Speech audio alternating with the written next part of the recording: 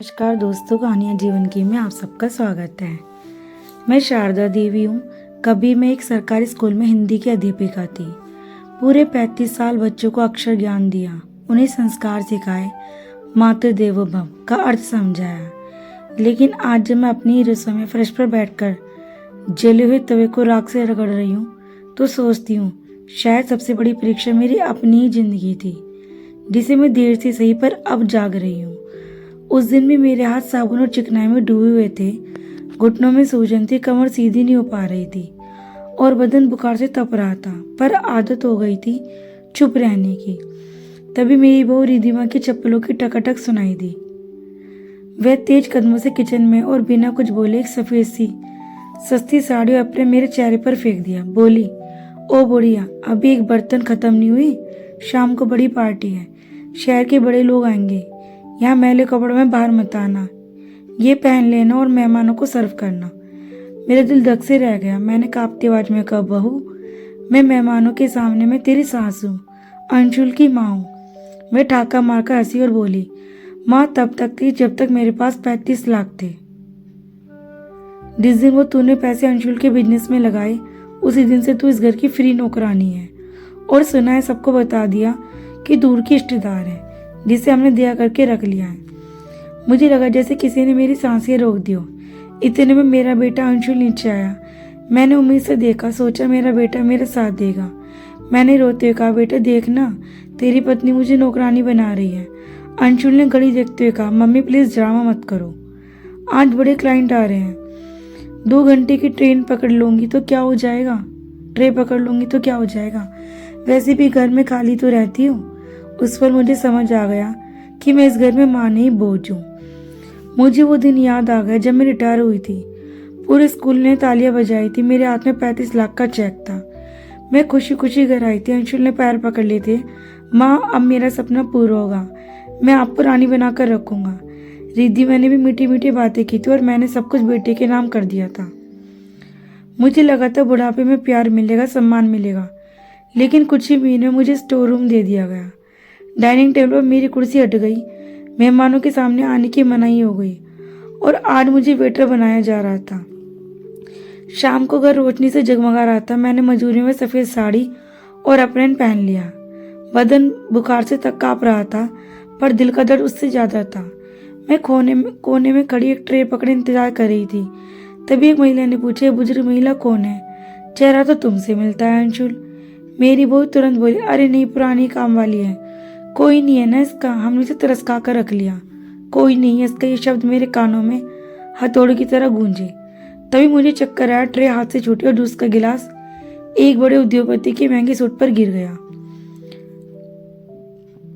Hall में सन्नाटा छा गया। वह आदमी गुस्से में चिल्लाया, कैसी गवार औरत है। और तभी मेरे अपने बेटे ने सबके सामने मुझे जोर से थप्पड़ मार दिया।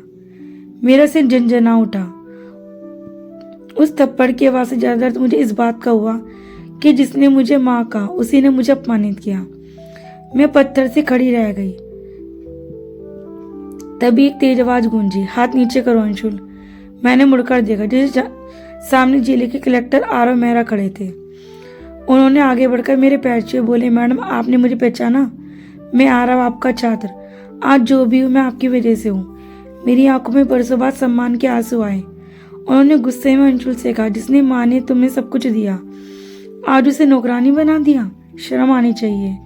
उस पल पहली बार मुझे लगा कि मैं अकेली नहीं हूँ। आरव ने मेरा हाथ थामा और कहा, माँ चलिए यहाँ से, अब आपकी सेवा आपका ये शिष्य करेगा। मैंने अपने बेटे को देखा, वह सिर झुकाए खड़ा था। मेरे अंदर की माँ रो रही थी, लेकिन मेरे अंदर की औरत जाग चुकी थी। मैंने धीरे से कहा, आज मैं सिर्फ माँ नहीं हूँ, एक इंसान हूँ जिसे अपना सम्मान वापस चाहिए। मैं उस घर से बाहर निकली। ठंडी हवा मेरे चेहरे से टकराई।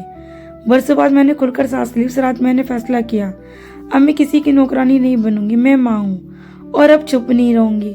उस रात जब मैं आरव के साथ घर की चौखट पर आकर के बाहर निकली तो मेरे कदम कांप रहे थे, लेकिन दिल में एक अजीब सा सुकून था। बरसों बाद लगा जैसे सीने पर रखा पत्थर हट गया हो। कार में बैठते मेरी आंखों में आंसू बह निकले। आरव ने धीरे से कहा, माँ अब आप अकेली नहीं है। मैंने उसकी तरफ देखा। मुझे याद है वह दुबला पतला लड़का जो कभी फीस न भर पाने के कारण क्लास के बाहर खड़ा रहता था और मैं अपनी सैलरी से उसकी फीस भर देती थी। आज वही बच्चा मेरे लिए डाल बनकर खड़ा था। शायद ईश्वर देर से न्याय करता है पर करता जरूर है। अगले दिन खबर आग की तरह फैल गई। अंशुल के ऑफिस और घर पर जांच शुरू हो गई। जिन पैसों से उसने बिजनेस खड़ा किया था उनमें कई गड़बड़ियां निकल आई। मुझे बाद में पता चला कि उसने मेरे पैसे को दिखाकर लोन लिया था और कई गलत दस्तावेज जमा किए थे। जब अधिकारी घर में फाइलें खंगाल रहे तब मैं आरव के सरकारी बंगले के एक शांत कमरे में बैठी थी। पहली बार किसी ने मुझसे पूछा, माँ चाय कैसी लगी? उस एक सवाल ने मुझे एहसास दिला दिया कि सम्मान कितनी छोटी चीज है लगती है पर असल में सबसे बड़ी दौलत है। कुछ दिनों बाद अंशुल और रिद्धिमा मुझसे मिलने आए। उनके चेहरे से घमंड उतर चुका था। आंखों के नीचे काली घेरे थे। अंशुल मेरे पैरों में गिर पड़ा और बोला, माँ माफ कर दो, मैं लालच में अंधा हो गया था।